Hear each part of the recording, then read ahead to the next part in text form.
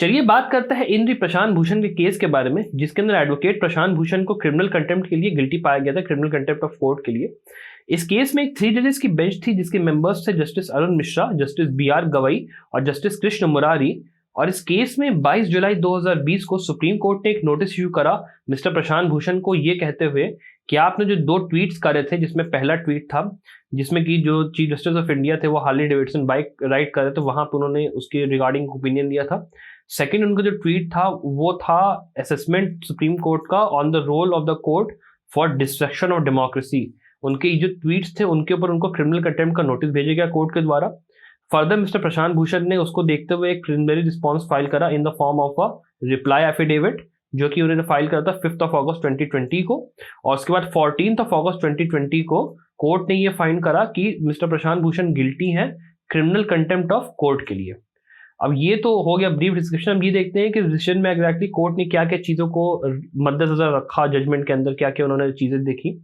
तो जो कोर्ट थी जब उसने जजमेंट दिया तो उन्होंने सबसे पहले आर्गुमेंट्स देखे bye senior council Dushyant Dave, जो कि on behalf of mister Prashant Bhushan वहां पे उनका केस लड़ रहे थे। उन्होंने ये भी देखा कि क्या उन्होंने बातें करी थी अपने रिप्लाई एफिडेविट में, उन्होंने क्या क्या आर्गुमेंट्स रखे थे। कोर्ट ने काफी सारे प्रेसिडेंट्स का यूज करा एज वेल, उन्होंने काफी रूलिंग्स देखी कॉन्स्टिट्यूशनल बेंचेस की, ताकि वो ये देख पाए कि उनके रिबटल्स में क्या क्या बात कही गई मिस्टर भूषण के कोर्ट के भी द्वारा। उसके बाद उन्होंने ये कॉन्क्लूड करा कि जो क्वालिटेटिव असेसमेंट हो रहा है मिस्टर भूषण के दोनों ट्वीट्स का कंसर्निंग सम स्पेसिफिक मेट्रिक्स उन्होंने जो कोर्ट ने लेड आउट किए हैं अपने पिछले केसेस में, उसके बिहाफ पर ही उनको यहाँ पे उनका केस चल रहा है। और नोटेबली उन्होंने रिलाई करा in the case of re S Mugolkar का 1978 का, जहां पर ये मिस्टर दवे के द्वारा भी यूज किया गया था ताकि वो डिफेंस कर पाए मिस्टर भूषण का। और साथ ही साथ यहाँ पे ये सुप्रीम कोर्ट के द्वारा भी रिलाई इसको किया गया था, ये शो करने के लिए कि मिस्टर भूषण यहाँ पे गिल्टी है क्रिमिनल कंटेम्प्ट ऑफ कोर्ट के लिए। तो इस केस को दोनों ही पार्टीज ने यूज किया था, दोनों ही यहाँ पे पक्षों ने यूज करा। सबसे पहले कोर्ट ने देखा यहाँ पे जो प्रोसीजरल कंसर्न्स थे जो एड्रेस करे गए थे मिस्टर दवे द्वारा, उनको उन्होंने देखा। तो जो पहला आर्गुमेंट दिया गया था मिस्टर दवे के द्वारा वो ये था कि ये एक प्रोसीजरल यहाँ पे एरर है यहाँ पे, और कोर्ट के पास यहाँ पे अथॉरिटी नहीं है कि वो मिस्टर महेश्वरी एक जो थे जिन्होंने पिटीशन फाइल करी थी यहाँ पर, उसको वो as a suo motu petition convert कर दे कोर्ट बिना consent of the attorney general के। आपको पहले अटॉर्नी जनरल की कंसेंट लेनी होगी, तभी आप क्रिमिनल कंटेम्प्ट का एक केस बना सकते हो सो मोटो पिटीशन के थ्रू, और आप किसी की पिटीशन को यूं ही कन्वर्ट नहीं कर सकते। इस चीज के रिस्पॉन्स में सुप्रीम कोर्ट ने रेफर करा इन री विजय कुर्ले के केस को, जहां पे कोर्ट ने ये हेल्ड करा था कि जो सेक्शन 15 है कंटेम्प्ट ऑफ कोर्ट्स एक्ट का, वो मेरली एक सब्सटैंटिव प्रोविजन नहीं है जहां पे कंटेम्प्ट जुरिसडिक्शन प्रोवाइड करा गया है सुप्रीम कोर्ट को, बल्कि सेक्शन 15 एक प्रोविजनल है, प्रोसीजरल प्रोविजन है मेरली। और जो एक्चुअल पावर है कंटेम्प्ट की नोटिस लेने का या कंटेम्प्ट पिटीशन चालू करने का, वो है article 129 of the constitution of India के अंदर कोर्ट के पास। दस कोर्ट ने ये हेल्ड करा कि वो वेल विद इन उनके पावर में है और अपने लिमिट्स में है कि वो सुओ मोटो कॉन्ग्रेंस ले सकते हैं किसी ऐसे केस का जहां पर जो इन्फॉर्मेशन उनको रिसीव हुई थी उसके बेसिस पे उन्होंने कहा कि ये हमारी कंटेम्प्ट हो रही है, तो उसके लिए हम लोग यहाँ पे इशू नोटिस कर सकते हैं। और उन्होंने ये भी कहा कि जो रूल उनको फॉलो करने की जरूरत थी सुप्रीम कोर्ट को, वो उन्होंने PN दूधा के केस में जो हेल्ड करा गया था वो उन्होंने प्रॉपरली यहाँ पे फॉलो करा है। और यहाँ पे जो कंसेंट लेने की जरूरत थी अटॉर्नी जनरल की, वो बिल्कुल अननेसेसरी है, बिकॉज कोर्ट के पास एक इनहेरेंट पावर है कि वो पनिश कर सकती है फॉर इट्स ओन कंटेम्प्ट। वहां पे उनको अटॉर्नी जनरल से पूछने की जरूरत नहीं है कि किसके ऊपर उनको कंटेम्प्ट प्रोसीडिंग चलानी है और किस पे उनको नहीं चलानी है। उसके बाद उन्होंने नेक्स्ट चीज ये देखी कि क्या ऐसी चीज होती है जो कि कंटेम्प्ट को कॉन्स्टिट्यूट करती है, व्हाट कॉन्स्टिट्यूट्स कंटेम्प्ट। कोर्ट ने ये देखा कि जो डेफिनेशनल आर्गुमेंट दिया गया था मिस्टर भूषण के द्वारा उनके कंडक्ट को लेके, वो अमाउंट करता है criminal contempt under section 2C clause 1 of the contempt of court act, जहां पे ये डिफाइंड है कि अगर कोई पर्सन स्कैंडलाइज या फिर टेंड्स टू स्कैंडलाइज करता है या फिर लोअर या टेंड्स टू लोअर करता है अथॉरिटी ऑफ द कोर्ट को, तो वहां पर वो लायबल होगा क्रिमिनल कंटेम्प्ट के लिए। यहां पर कोर्ट ने रेफर करा इस चीज को देखते हुए ब्रह्म प्रकाश शर्मा का केस, जहां पे एक कॉन्स्टिट्यूशनल बेंच ने हेल्ड करा था कि अगर आप अटैक करते हो जजेस की इंटेग्रिटी को without reference to specific cases, की किसी स्पेसिफिक केस में सुप्रीम कोर्ट ने ये बात कही और आप उनके ऊपर एक अनवारंटेड डिफेमेटरी एस्पर्शन गिराते हो किसी जज के ऊपर, उनके कैरेक्टर के ऊपर, या फिर उनकी एबिलिटी के ऊपर, उनकी काबिलियत के ऊपर, तो वो पूरी तरीके से स्कैंडलाइजिंग ऑफ द कोर्ट के कैटेगरी के अंदर आएगा, वो अमाउंट करेगा जिस चीज को। कोर्ट ने यहाँ पे फर्दर हेल्ड करा कि ये नेसेसरी बिल्कुल नहीं है कि जो कंडक्ट था वो अमाउंट करे actual interference court of justice के काम में, उसको एक्चुअली इंटरफेयर करे। ऐसा वो नहीं है जो कि मिस्टर भूषण ने कही थे अपने रिप्लाई एफिडेविट में। उन्होंने कहा था कि जब तक एक्चुअल इंटरफेरेंस नहीं होगा तब तक वो नहीं होना चाहिए कंटेम्प्ट, बट कोर्ट ने कहा ऐसा नहीं है। फर्दर उन्होंने ये कहा कि ये सफाइस करेगा कि उनका जो कंडक्ट था वो टेंड कर रहा था या फिर वो लाइकली था कि वो एक वे में इंटरफियर कर रहा है with the administration of justice, और वही चीज काफी है वहां पे कंटेम्प्ट को प्रूव करने के लिए। कोर्ट ने यहाँ पे इस आर्गुमेंट को भी डिसमिस कर दिया फर्दर कि जो नोटिस उनको भेजी गई थी कंटेम्प्ट की, उसके अंदर एक सिंगल जज जो है उसको पूरे सुप्रीम कोर्ट की अथॉरिटी के साथ मिक्स किया जा रहा है, पूरे इंस्टीट्यूशन के साथ मिक्स किया जा रहा है, एज वेल एज एक जज को एज अ इंडिविजुअल ना मानते हुए as a member of judiciary treat किया जा रहा है, जिसकी वजह से यहाँ पे जो स्कोप है एक सिंगल जज के एक्शन को कंडेम करने का वो पूरे कोर्ट के एबिलिटी के ऊपर अटैक करने जैसा दिखाया जा रहा है। तो वो चीज कहीं ना कहीं गलत है। कोर्ट ने इस आर्गुमेंट को जो है उनके डिसमिस करा। कोर्ट ने डिसमिस करते हुए ये बोला कि जो केस था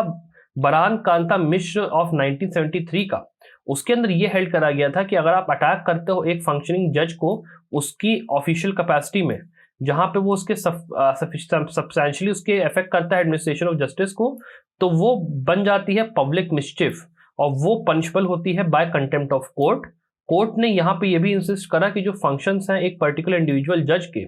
वो मे बी डिविजिबल हों, लेकिन उसकी जो इंटेग्रिटी और अथॉरिटी है वो बिल्कुल भी डिविजिबल नहीं होगी in the context of administration of justice. तो एक जज का अगर आपने यहाँ पर बुराई करी है तो वो पूरे कोर्ट के बुराई की तरह देखी जाएगी। इसके बाद कोर्ट ने मिस्टर भूषण के उस आर्गुमेंट को देखा जहां पे उन्होंने ये कहा था कि जो कोर्ट है उसको बहुत इजीली इरिटेट नहीं होना चाहिए क्रिटिसिज्म को लेके, इतनी जल्दी उनको चिढ़ना नहीं चाहिए और उनको अपनी पावर को थोड़ा सा वाइजली यूज करना चाहिए कंटेम्प्ट की, ताकि थोड़ा सा आसान हो पाए मामला। लेकिन कोर्ट ने इस बात से अग्री तो करा उनके सेंटिमेंट से कि हाँ भाई चलो आपको थोड़ा सा वाइजली हमको सोचना चाहिए, जल्दी इरिटेट नहीं होना चाहिए। लेकिन उन्होंने जस्टिस कृष्णा अय्यर को रेफर करा इन द केस ऑफ इन री मुगोलकर के केस में, जहां पर उन्होंने ये हेल्ड करा था कि जो पावर होती है उसको एक्सरसाइज किया जाना चाहिए लाइटली अगर कोर्ट को ऐसा लगता है कि जो कंडक्ट है वो मैलिशियस है और बियॉन्ड कंडोनेबल लिमिट है, मतलब उसको एकदम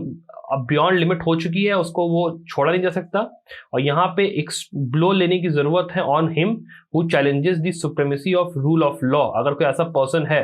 तो उसके ऊपर ब्लो स्ट्राइक करने की जरूरत है। कोर्ट ने इस चीज को रेफर करा। कोर्ट ने यहाँ पे फाइनली एड्रेस करा फ्री स्पीच के इशू को, जो कि एनशाइंड अंडर आर्टिकल 19(1) है। यहाँ पे उन्होंने ये कहा कि यहाँ पे जो स्टेटमेंट मेड करा गया मिस्टर प्रशांत भूषण के द्वारा वो मेड तो किया गया था गुड फेथ के अंदर, लेकिन उसने आर्टिकल 19(2) के अंदर पब्लिक इंटरेस्ट की जो लिमिटेशन होती है उसको उसने एक्सीड कर दिया है। इसलिए यहाँ पे वो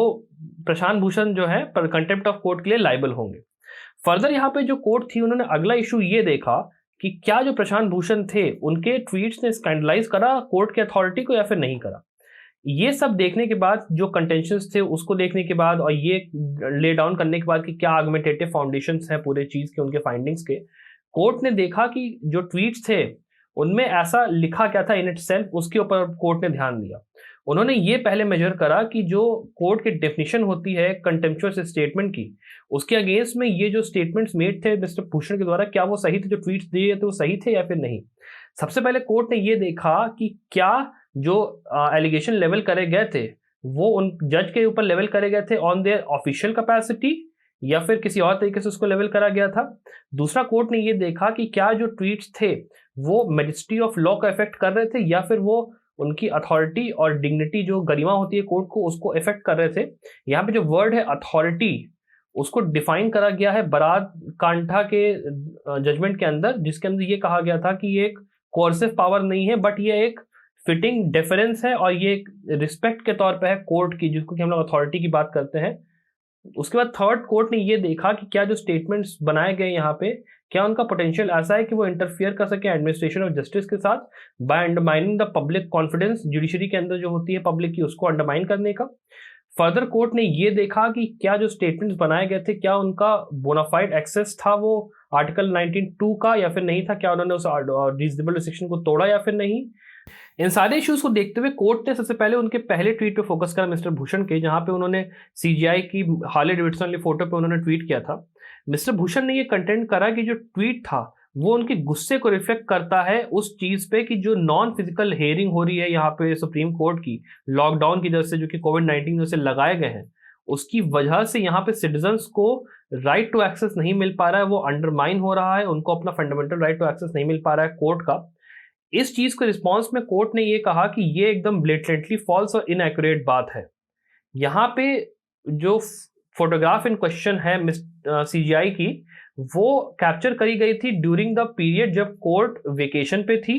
और यहाँ पे ये भी वो कोर्ट ने बोला कि जो वेकेशन बेंचेस हैं वो रेगुलरली फंक्शन कर रही थी, वो रेगुलरली काम कर रही थी। कोर्ट ने ये भी पॉइंट आउट करा कि जो मिस्टर भूषण थे वो हिमसेल्फ वहां पे पर्सनली इन्वॉल्व थे इन सम कैपेसिटी, जहाँ पे वो खुद उन्होंने पार्ट लिया था वीडियो कॉन्फ्रेंसिंग में केसेस में as an advocate and as a litigant. और ये बिल्कुल भी गलत और अनट्रू बात है कि अगर सीजीआई ने यहाँ पर कोर्ट को as a state of lockdown में रखा हो और ये कहा हो कि उन्होंने सिटीजन्स को एक्सेस डिनाई करा, ये बिल्कुल ही गलत बात है। कोर्ट ने ये हेल्ड करा कि ये एक फॉल्स और स्कैंडलस इम्प्लीकेशन है, जो कि ऐसी इंप्रेशन देता है पब्लिक को कि वो उनका जो कॉन्फिडेंस है जुडिशरी के अंदर वो शेक हो जाए पब्लिक का। ये एक ऐसा इंप्रेशन देता है कोर्ट को लेकर। फिर जो सेकंड ट्वीट था उसको लेके कोर्ट ने उसको 3 पार्ट्स में डिवाइड करके एड्रेस करा। सबसे पहले था डिस्ट्रक्शन ऑफ इंडियन डेमोक्रेसी, दूसरा था role of supreme court in allowing the destruction of democracy, और जो तीसरा था वो था लास्ट जो 4 सीजीआई थे, चीफ जस्टिस ऑफ इंडिया थे, उन्होंने किस तरीके से डिस्ट्रक्शन ऑफ डेमोक्रेसी को यहाँ पे बढ़ाया है, कैसे उस चीज को उनका रोल कैसे उन्होंने प्ले करा है। तो जो पहला पार्ट था, फर्स्ट पार्ट था, उसके लिए कोर्ट ने डिक्लाइन करा कमेंट करने से on the destruction of Indian democracy. उन्होंने ये कहा कि यहाँ पे जो कोर्ट कॉन्स्टिट्यूशन है वो इटसेल्फ इस चीज से कोई कंसर्न नहीं रखता है, ना वो एडमिनिस्ट्रेशन ऑफ जस्टिस से यहाँ पे डिस्ट्रक्शन ऑफ डेमोक्रेसी कोई कंसर्न रखता है। सेकंड और थर्ड पार्ट के लिए कोर्ट ने ये कहा कि जो कमेंट्स डायरेक्ट किए गए थे वो on the institution of supreme court and chief justice of India के ऊपर डायरेक्टली किए गए थे, उनके ऊपर डायरेक्टली इस बारे में बात करी गई थी। ये जो स्टेटमेंट यहाँ पे मेड करे गए थे वो ना केवल एजर्ट या फिर डायरेक्ट करे गए थे एक इंडिविजुअल के ऊपर, वर वो पूरे इंस्टीट्यूशन को इन इट सेल्फ स्कैंडलाइज करते थे कोर्ट के अकॉर्डिंग, और वो फर्मली उसको एक ऐसी कैटेगरी में लाती है जो कि क्रिमिनल कंटेम्प्ट की बात करती है। अगर आप बात करें इस ट्वीट के रीच के बारे में, तो ये एम्फसाइज हो सकता है इस चीज से कि ये गुड फेथ में जब करा गया तो ये बहुत सारे मिलियन लोगों ने इस चीज को देखा, तो उससे एक तरीके से ये समझ में आता है कि कैसे कोर्ट की जो इंस्टीट्यूशन थी उसके ऊपर लोगों का कॉन्फिडेंस कैसे उठा होगा, ये बात इस चीज से एम्फसाइज होती है। फर्दर कोर्ट ने ये कहा कि अगर हम लोग कंसिडर करें आइडेंटिटी रिस्पॉन्सिबिलिटी जो अलिस्ड कंटेम्नर है उसकी, तो वो बंदा जिसने की ये बातें कही हैं वो एक एडवोकेट है, जो कि एक पार्ट है एडमिनिस्ट्रेशन ऑफ जस्टिस का इन इट सेल्फ, और उसको एक रिस्पॉन्सिबल ऑफिसर ऑफ कोर्ट की तरह बिहेव करना चाहिए था क्योंकि वो एक एडवोकेट है।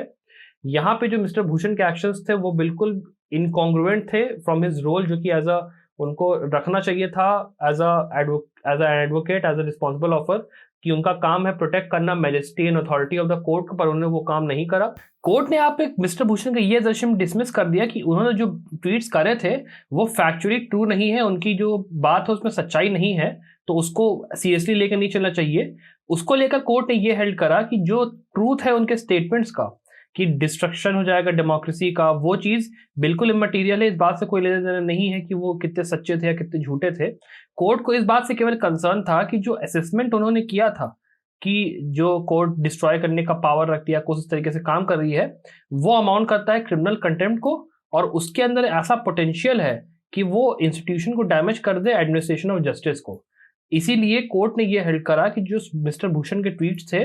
वो जो है फेयर क्रिटिसिज्म नहीं थे, और वो जो जुडिशरी की फंक्शनिंग पिलर है उसको पोटेंशियल रखते हैं डिस्टेबलाइज करने का, इंडियन डेमोक्रेसी के उसको डैमेज करने का। और लास्टली उन्होंने इस चीज को एम्फसाइज करा कि अगर हम लोग को मैजिस्ट्री होल्ड करनी है, सुप्रीम कोर्ट को डिग्निटी ऑफ लॉ को मेंटेन करके चलना है, तो हम लोगों को मिस्टर भूषण को गिल्टी पाना होगा क्रिमिनल कंटेम्प्ट के चार्ज के ऊपर। Thank you so much for watching this video till the end. I hope आप लोगों को वीडियो पसंद आया हो। अगर आप लोगों को लगता है कि कोई ऐसा टॉपिक है जो कि मुझे कवर करना चाहिए अपनी वीडियोस में, तो प्लीज़ मुझे बताइए in the comment section down below, या फिर आप मेरे टेलीग्राम, इंस्टाग्राम और व्हाट्सएप के ग्रुप्स को ज्वाइन करके भी मुझसे कनेक्टेड रह सकते हैं और वीडियो अपडेट्स पा सकते हैं। Thank you once again for watching this video. Bye.